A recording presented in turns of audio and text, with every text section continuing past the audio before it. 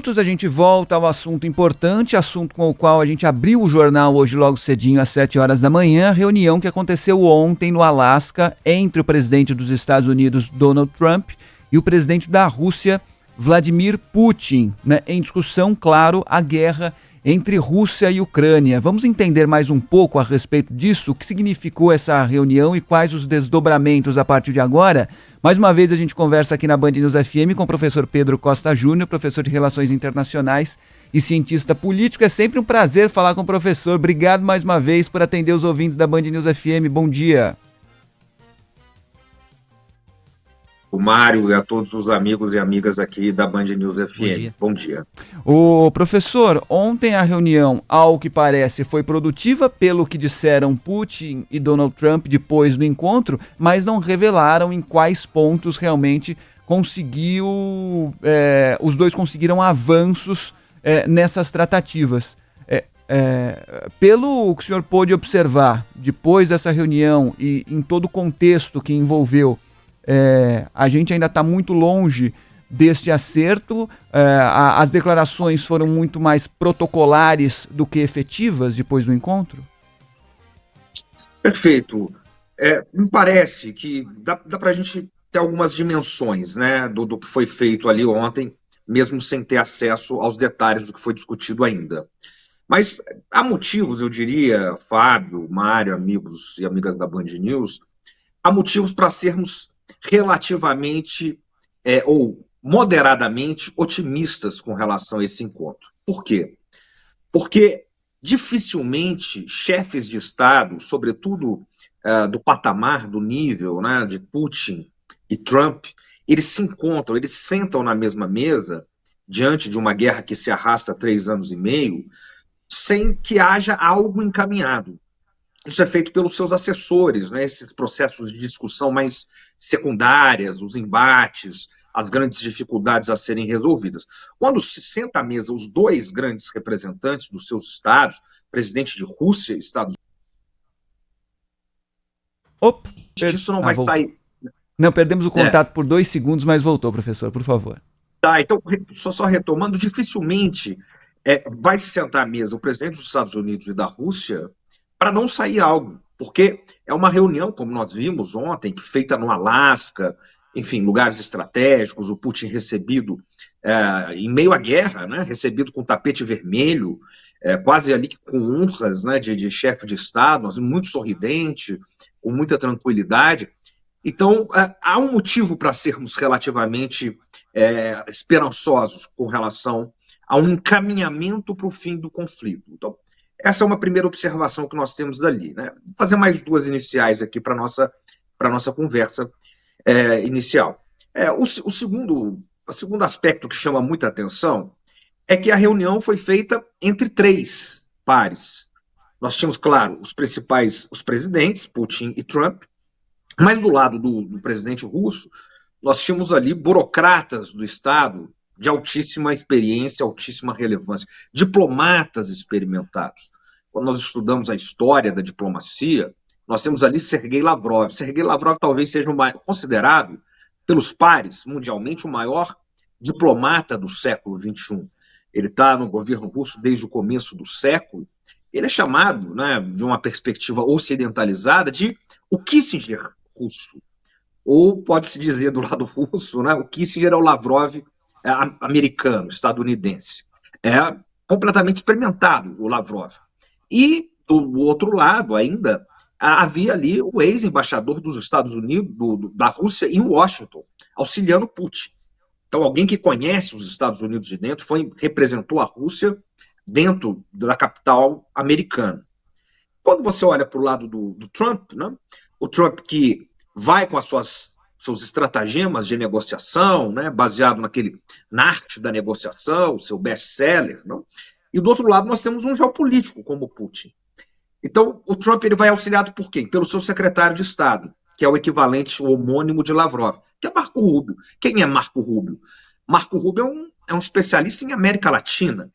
Ele se lança na política e fez parte daquele chamado do Tea Party, que era muito forte nos Estados Unidos nos anos 2000, sobretudo no governo Bush, que é uma ala ultra fundamentalista, ligada, enfim, a questões conservadoras e religiosas, e as questões de imigração. Ele é filho de cubano-americanos, é o primeiro descendente de latinos a ocupar o cargo de secretário de Estado na história dos Estados Unidos. Ele conhece a América Latina. E a partir ele mesmo não se dava bem com o Trump, mas a partir da eleição do Trump, de Trump 1, ele se torna um radical anti-China. Figuras como ele, Peter Navarro, que hoje é assessor do Trump, elas vão ascender no discurso anti-China, que fica muito forte já depois no governo Trump assume a liderança dos Estados Unidos esse discurso anti-China. Mas é um especialista em América Latina. Ele não se dedicou a vida para estudar a Rússia. O outro que estava auxiliando o Trump, né, o outro auxiliar do Trump era o Scott Bassett. O Witkoff, perdão. O Scott Witkoff nunca foi diplomata um dia na vida, não tem nenhuma formação nesse sentido, é um empresário que era amigo do Trump desde os anos 80, das capas de revista. Então, veja, olha, se a gente fosse pôr na mesa, né, a figura, né, animado, né, aquele frango assim assado para raposa. Né, disso que isso chama a atenção, isso grita quando nós olhamos a formação de cada time que vai se sentar na mesa. Bom, mas a partir daí é outra questão. Então, isso chama a questão. Agora, o que mais chama a questão, mais atenção ainda, não é quem estava na mesa, é quem não estava. A guerra na Ucrânia não tinha o presidente ucraniano, Volodymyr Zelensky. O que só prova aquilo que nós falamos aqui desde o começo, Fábio, desde o primeiro dia que eu entrei aqui na Band News, fazendo as análises aqui, os meus textos todos que eu escrevi na Folha de São Paulo, todos os jornais do Brasil, que essa não é uma guerra entre Rússia e Ucrânia.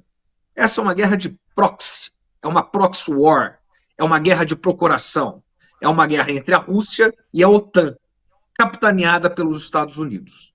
A Ucrânia é o local onde ela ocorre. O presidente da Ucrânia não está lá, é um detalhe, porque ele não tem nenhum controle sobre isso. Quem faz essa guerra de fato são os Estados Unidos, liderando a OTAN, e a Rússia, liderada por Putin.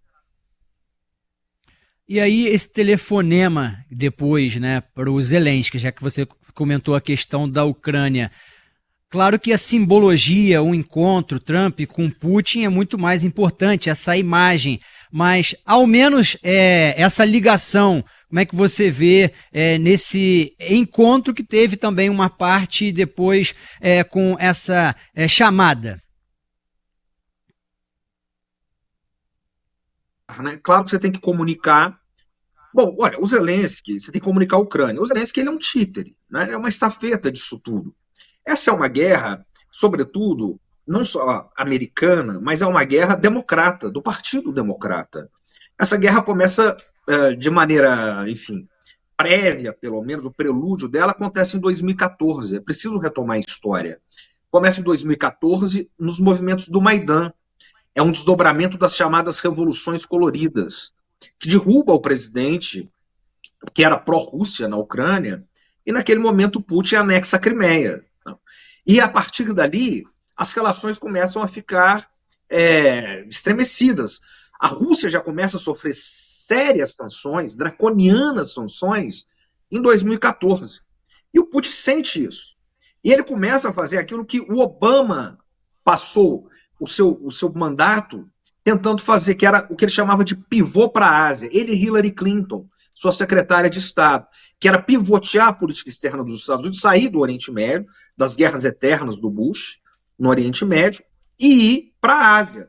O Obama e Hillary não conseguiram, porque as guerras, enfim, veio a Primavera Árabe, guerra na Síria, guerra na Líbia, e eles não conseguiram fazer esse pivô, que era para conter a China. Quem fez esse pivô? Começaram em 14. Em 22 elas não passam o cavalar, mas o Putin vai e redireciona seu comércio para a China e para a Índia.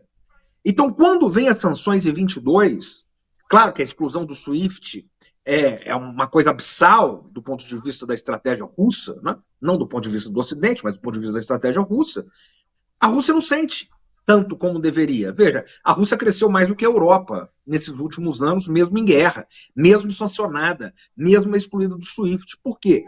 porque ela fez essa integração com o Oriente. Mas essa guerra começa no governo Obama-Biden. Obama-Biden-Clinton, Hillary Clinton, em 14. Depois ela segue durante o governo Trump, mas ela vai se intensificar no governo Biden. Porque essa é uma estratégia. O Brzezinski, que é, eu citei o Kissinger aqui, ele é o Kissinger dos democratas, né? É o grande pensador dos democratas, que foi assessor de política externa do Carter, nos anos 70, 80, muita influência sobre os Estados Unidos, e que fez uma geração de pupilos. Madeleine Albright, que foi secretário de Estado do Clinton, e depois o Blinken, que foi discípulo de Albright, de Madeleine Albright, e que foi secretário de Estado de Obama, de Biden. E estava na administração Obama e foi o secretário de Estado de Biden. É o seguinte, a Ucrânia é um território extremamente estratégico. Nós não podemos perder a Ucrânia para a Rússia. Então, os democratas levaram essa guerra sobre a pressão, né? A guerra, claro, foi iniciada pela Rússia, isso é condenável e é indiscutível. Mas eles levaram essa pressão sobre a Ucrânia. E o que move Putin? Primeiro, o Putin acredita, o que move Trump? O Trump acredita que pode ganhar o Prêmio Nobel da Paz. Então, isso leva ele a querer acabar com essa guerra, a querer acabar com outras guerras. É um plano pessoal dele. Ele acha que pode ganhar o Prêmio Nobel da Paz. Segundo, é uma promessa de campanha. Trump prometeu, sobretudo, enfim, para todos. Ele disse que em 24 horas acabaria com essa guerra, mas o MAGA, que é o Make America Great Again, o movimento que o elegeu, que tem muita força nos Estados Unidos hoje, que tomou o Partido Republicano de assalto, que é um movimento majoritário dentro da ala conservadora, republicana dos Estados Unidos, cobra o fim dessa guerra. Então, ele é refém da sua palavra, ele precisa acabar com essa guerra. Para conseguir popularidade, para conseguir cumprir sua promessa, ele quer o Prêmio Nobel da Paz. E tem um terceiro aspecto que move Trump, que é muito importante, que é o redesenho da política global, da geopolítica global. O que o Trump está fazendo, eu vou citar mais uma vez o Kissinger, né, é uma espécie de Kissinger às avessas. Como que os Estados Unidos ganharam a Guerra Fria? Foi quando o Kissinger foi para a China. Ele trouxe a China comunista, a China do Mao Tse-tung, diga-se de passagem. Trouxe a China do Mao Tse-tung a favor dos Estados Unidos e isolou a União Soviética. Quando ele traz a China e isola a União Soviética, a partir dali os Estados Unidos se fortaleceram para ganhar a Guerra Fria. Senão, como Kissinger disse, nós teríamos duas frentes de batalha, contra dois impérios. E ele disse naquela ocasião para o presidente Nixon, nós não podemos abrir duas frentes. O que o Trump está fazendo agora? Ele está fazendo o que o Kissinger fez, só que às avessas. Ao invés de trazer a China de novo, o grande rival dos Estados Unidos no século XXI, dessa vez, não é a União Soviética, é a China. Então ele quer trazer a Rússia. Então, por isso, a gente vê essa troca de afetos ali entre Putin e Trump em meio a essa guerra, que enfim, todos estamos acompanhando, de 3 anos e meio. Por quê? Ele quer isolar a Rússia da China, que tem uma parceria estratégica, segundo eles, sem limites desde 2022, que vem sendo costurada desde 2014. Então ele quer trazer a Rússia para o seu lado, para isolar a China. Então é esse movimento global que nós estamos acompanhando agora no Alasca. Muito bem. Então, pela análise do professor, a gente pode esperar muitas outras conversas e ainda um longo caminho pela frente para, quem sabe, chegarmos a um cessar-fogo. Os esclarecimentos, as explicações do professor Pedro Costa Júnior, professor de Relações Internacionais, cientista político, em relação a esse encontro que aconteceu ontem no Alasca entre Donald Trump e Vladimir Putin sobre a guerra entre Rússia e Ucrânia, ou, de acordo com o professor, a guerra entre Rússia e OTAN que ocorre na Ucrânia. Professor, obrigado mais uma vez, foi um prazer tê-lo aqui com os ouvintes da Band News FM. Um abraço, até a próxima. Eu que agradeço, abraço, bom dia, valeu. Bom dia.